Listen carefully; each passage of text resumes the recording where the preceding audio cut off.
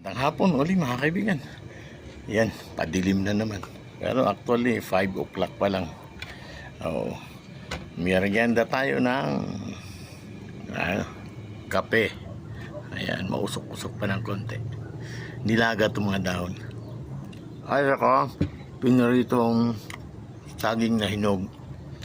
Tinry kong lutuin yung latundan latundam. Tama. Latundam na overripe na. Pwede pala. Yun lang, medyo mapakla ng konti. Pag pinarito. Ika, coffee time tayo.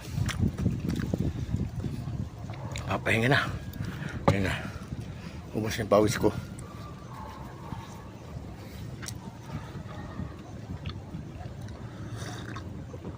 Ay, sarap magkape pag mapresko ang panahon.